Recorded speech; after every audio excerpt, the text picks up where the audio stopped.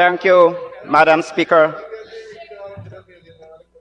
A speaker who just speak before me thought about budget need to ease the suffering, but he fails to forget that under the APNUFC, the then government imposed more taxes on the people of Guyana that create the suffering, and also ban used tires where the ordinary people cannot afford the new tires, which only the high-class ministers who receive 50% increase salary could afford the new tires, and have the low ordinary person suffer. That's the suffering you brought to the people of Guyana by banning the used tires. And there are many more, but because of time, I would not go into details. Mr. Speaker, Honorable MP boasts about projects in Region 1, but he fails to realize even if he did that project, the people of Region 1 and Guyanese vote them out to sit in the opposition side to it, and they will always remain there forever and ever and ever.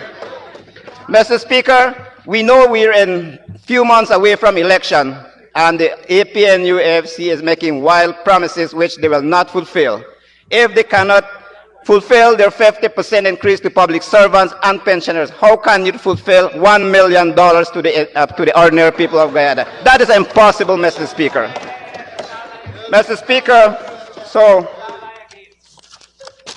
as I rise to make my contribution to Budget 2025, much has been said by my colleagues, but I want to firstly commend Honorable Dr. 𝐁𝐔𝐃𝐆𝐄, Senior Minister of Finance and Staff, for presenting one budget for all Guyanese as one Guyana, a budget for young and old, a budget for every category, regardless of who you are. Mr. Speaker, the leadership of the People's Progressive Party civic government since taking office has been working tirelessly to achieve prosperity for all Guyanese. Mr. Speaker, achieving prosperity for all Guyanese has been the ideal pursuit of the People's Progressive Party civic government, and is resolute to deliver its promises to every Guyanese. The PPPC government over the last 4 years has implemented such a system, such a plan for all Guyanese, and for the first people, the Amerindians, so that they can have their disposable income at their disposal, so that we can become stronger year by year. We have seen this, Madam Speaker, we have seen these transformational changes in every town, every villages across Guyana, and everyone has a share of Guyana's wealth as we move our country to a secure, prosperous, and sustainable Guyana. Madam Speaker, my contribution on Budget 2025 will more be on contrast. Honorable members on the opposition bench, over the last budget debate has been speaking on the budget not being people-centered, lack of equity, lack of equality, and so on. But lest we forget that under their government, 2015 to 2020, which they are not happy to hear, the period, their budget was self-centered, where they increased their minister's salary 50% in 100 days in office after making empty promises, not only to the public servants, but to our elderly people, but to the Guyanese population also, a good life for all Guyanese. In contrast, Madam Speaker, the PPPC government since taking office in latter part of 2020 to now has delivered, fulfilled, implement programs and policies to all Guyanese across the country, from coastland to the hinterland. Mr. Speaker, my time is allotted to me will not give me chance to speak on every developmental agenda in the hinterland, but allow me to give some of the contrasts that the PPPC government has delivered. Mr. Speaker, in 2015, APNUFC come to the youths and tell them, I have a poster here, youths, it's time for vote for job. Coincidentally, there's a poster at the bottom, nothing to laugh about, but there's a shame on the APNUFC. Vote, youth, it's time for vote for job, but they come to us, to the youth, that says, It says the government cannot provide jobs, but emphasis to sell plantain chip and cook up rice. Mr. Speaker, the youths can now feel relief and feel secured under the People's Progressive Party civic. Mr. Speaker, the People's Progressive Party civic government, since taking office, it reintroduced Community Support Officers Program immediately, and to date, over 2,700 youths across the country is benefiting from this initiative. That the CSO program has been increased by 50% to support village council, from 10 to 15 CSOs in villages. And Mr. Speaker, and further, Mr. Speaker, the government has increased their stipend 33.3%. I know the opposition will have a problem in calculation, but it is from $30,000 to $40,000 for the CSOs. Mr. Speaker, Amerindian development is vital to the PPPC government. And so, Madam Speaker, the government of Guyana, through Low Carbon Development Strategy 2030, has significantly injected in 2013 15% and in 2024 26.5% of carbon credit into over 220 Amerindian villages, which resulted over $9.5 billion for the sustainable project in their respective village. Here are a few pictures of the project that is being undertaken by villages under the LCD's carbon credit. These are the facts that I'm showing so that you will not say where and how it's being spent.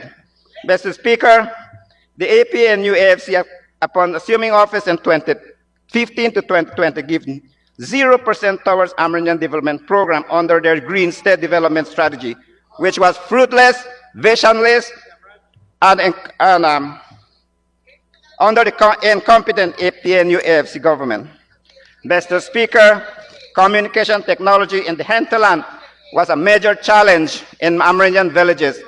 And today, as I speak, I would like to commend the Prime Minister and staff of the Office of the Prime Minister, by extension the People's Progressive Party civic government, for delivering high-speed internet in the villages where the youth, CSOs, community can enjoy free Wi-Fi to communicate to their families. Not only to communicate, Madam Speaker, but we have CPC trainees, trainee nurses are pursuing their studies online from home from this government free Wi-Fi initiative. And I have here youth using the free Wi-Fi, the CSOs, they're using the free Wi-Fi. Not only one, but we have 20 laptops, 20 youths using this free Wi-Fi. Madam Speaker.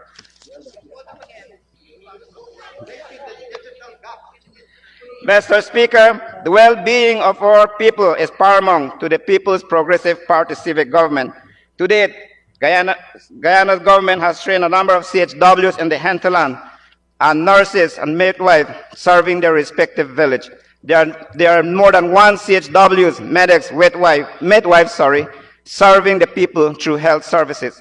Madam Speaker, the government has invested huge budget to improve health facilities across the country, including Bartica and Kamrang District Hospital, where the People's Progressive Party civic has constructed surgical theater, and the first time in Upper Mazaruni in 2024, there were 37 surgeries successfully performed at Kamrang District Hospital.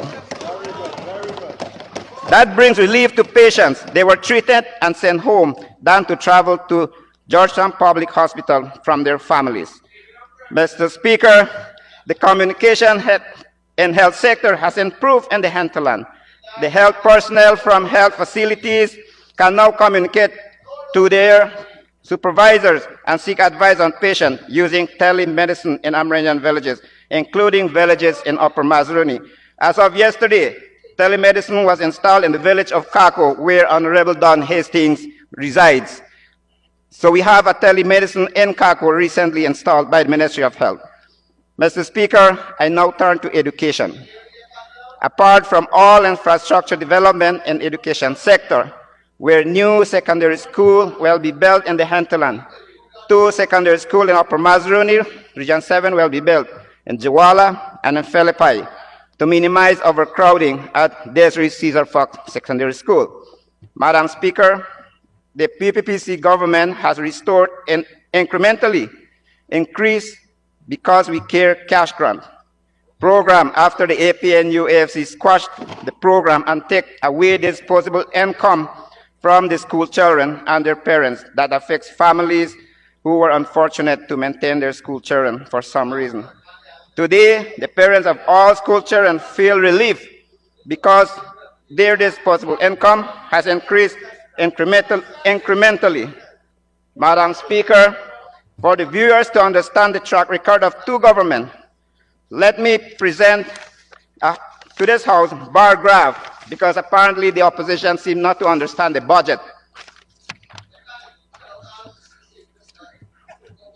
In 2015 to 2020, in 2014, the People's Progressive Party Civic started 10,000 cash grant, and the APNU-AFC squashed the program and give the school children the $2,000 cash voucher. You see the graph? 80% reduction from $10,000 to $2,000. Deduction, decrease from $10,000 to $2,000. 80% decrease. And then PPP, People's Progressive Party Civic, took office in 2020. We started with $2,000 cash voucher, and we increased it to $15,000, 650% increase. In 2022, it increased to $25,000, 66.6%. In 2023, 40% to $35,000. In 2024, 28.5% to $45,000. And in 2025, we have 22.2%, $55,000. That's the story of the People's Progressive Party Civic. So if you want to prove, you can have your APNU graph and keep it as your record.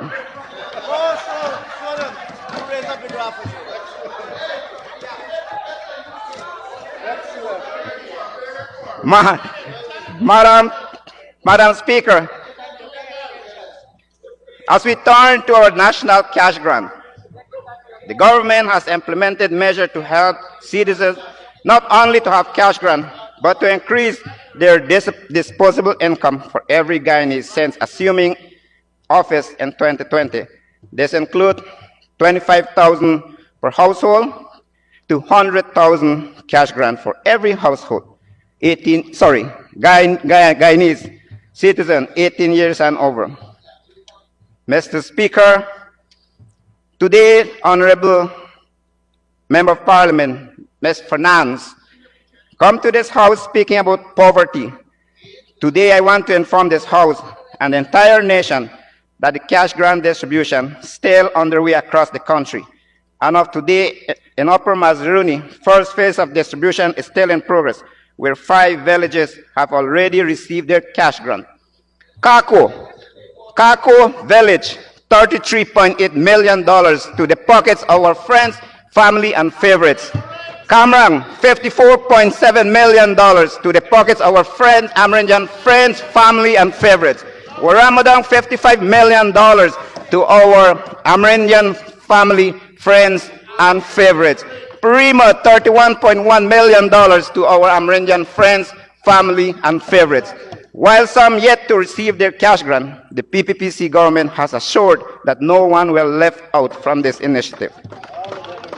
Mr. Speaker, the People's Progressive Party Civic Government has shown to the Guyanese population their competence in delivering their promises. The AFC has come with a slogan, better must come. AFC is coming with a better must come, but I want to tell you, the opposition, you better don't come here, because Guyana is progressing fast under the leadership of People's Progressive Party Civic Government.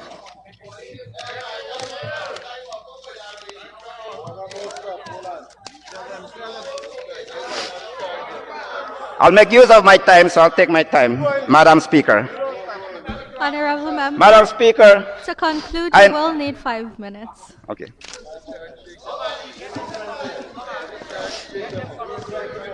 Madam Speaker, I would like to ask that the honourable member be given 5 minutes to conclude his presentation. Thank you. Go ahead, Honorable Member. Thank you, Madam Speaker. I encourage the opposition to use their conscience, like their former PNC comrade, who publicly say, and I quote from some of the experts, the One Guyana initiative is not only a mere promise, it is actively working to build a more cohesive nation. a group within our population, are benefiting from increased access to nation's wealth. There has been a notable effort for fostering young entrepreneurs, enhancing sporting and cultural facilities, and providing seed capital for small businesses. The desire for progress is at the heart of the leadership of the People's Progressive Party Civic Government. I urge all Guyanese, regardless of race, political affiliation, or any other factor, to support the People's Progressive Party Civic. Give them the mandate to serve our great country for another term. So, Mr. Speaker, with all being said, I ask the members of the opposition bench to look our track record and join me and commend and support Budget 2025 to be passed, stronger together for a better Guyana. Thank you very much.